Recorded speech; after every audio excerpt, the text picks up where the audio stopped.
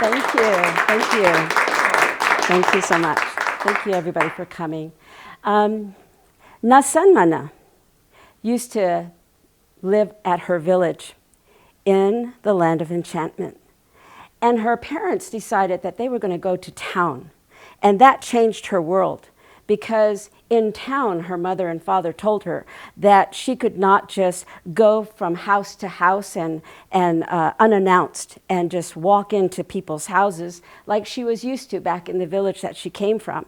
They had these things on the door on the side called doorbells, and that she was supposed to push the button in order to get people to come to the door. And that from then on, that they would always lock the door. And so she was not able to just kind of go in and come out and leave the door unlocked if she's the last one. Another thing that was very different is that they had a backyard with a fence, because at the village that she came from, there were no fences. And so there wasn't really a backyard. The whole land was your backyard. That was her playground. And so she had some restrictions when she moved to this town. And she had to leave her friends behind. But fortunately for her, down the street was a young boy. His name was Jerry. Now, Jerry didn't have a lot of friends. And so when they realized that they were going to the same school together, they became friends really fast. Jerry learned how to say her name. Nasanmana, she taught him. And he'd say, oh, Nasanmana. Yes, that's my name. My name is Jerry. Well, hi, Jerry. And so they became really good friends. And after school, they would always meet up with each other and just play. Well, this particular weekend, she had asked her mom and dad if she could go across the street and down the sidewalk to where Jerry lived. And they said, well, that would be okay, but make sure that it's okay with his mom and dad that you come over and play with him. And so she said, okay. And don't forget, before you cross the road, look both ways. That was another thing she had to get used to, because where she came from, there wasn't a lot of cars and no paved roads. It was all a dirt road. And so when she went out of the gate and stood on the side of the sidewalk, looked back and forth, waited, made sure there was no cars, and then she crossed over. Well, as she was going towards Jerry's house, she thought, well, that's funny. Jerry's coming on the sidewalk towards me. And they met up, and she said, Jerry, what are you doing? And he said, oh, I was coming to your house. Why? Because I got a sneeze, and it can't come out. And I thought, if there was one person that might know how to get a sneeze to come out, it would be you. Me, Jerry? Mm-hmm. Because you come from Indian people, right? It's like, well, yeah. And you guys know how to do all kinds of things for people, right? Well, yeah, kind of. Do you think maybe you could help me to get my sneeze to come out? She thought. Well, you know, Jerry, I once heard that somebody said if you ever have to sneeze and it doesn't come out, look at a bright light. Jerry, come on, let's go to my house. We're going to go to the backyard. And so she took her friend Jerry across the street to her backyard.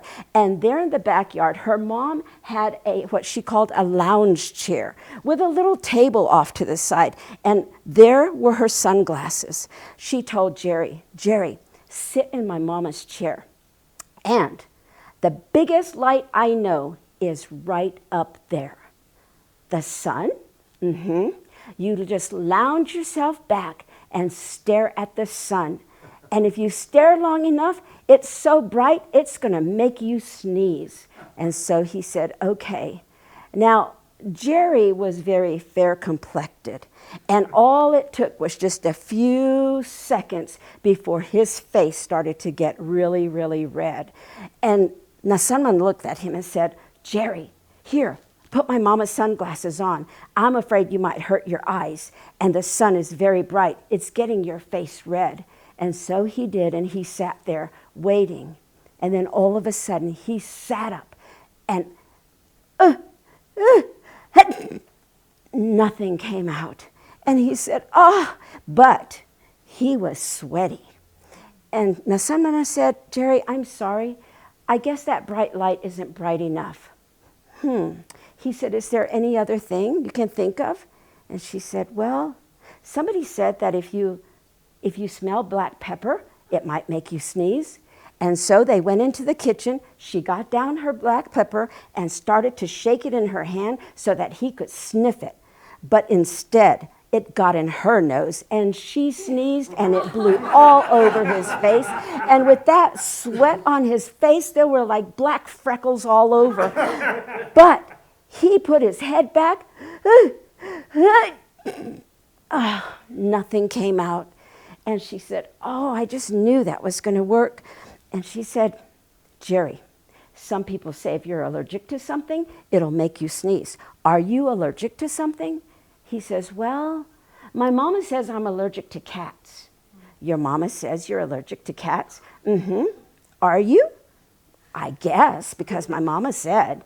And she said, we don't have any cats. Oh, Jerry, we went fishing the other day, and Daddy, he put all the fish that we didn't eat in the freezer, and he said that we could probably use it for a special occasion.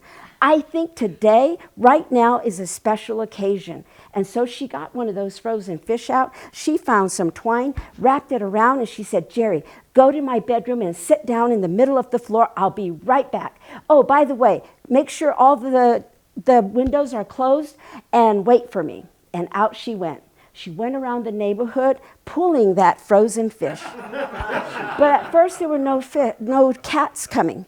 And she kind of went around another, and then finally she looked back, and all these cats were coming out of nowhere.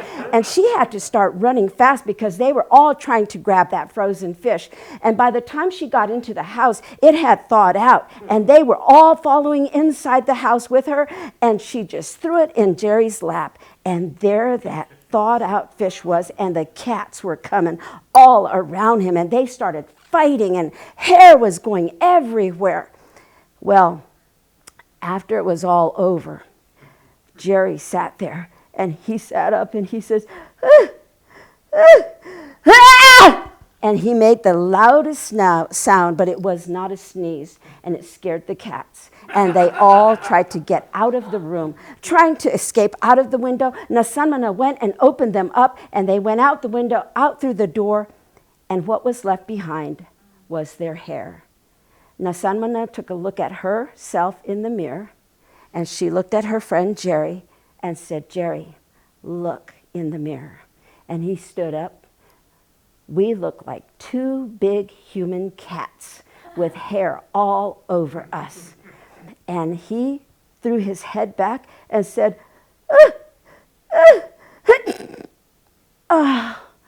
And she said, oh, I just knew that was going to work. I'm sorry, Jerry. I guess I don't know how to help you get your sneeze out. He said, that's okay. At least you tried.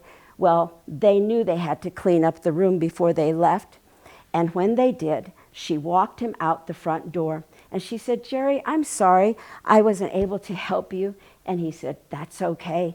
I better go home now. And so he started down the sidewalk, and he got to the gate. And just as he was getting ready to close it, his head flew back, and Jerry let out the biggest sneeze ever. He turned around with his eyes open wide, and he said, Nasanmana, you did it. You helped me to get my sneeze to come out. And her, as she stood there on top of that porch, she said, well, what are friends for? And that's the day that Nasanmana helped her friend Jerry get his sneeze to come out. Great. Thank you.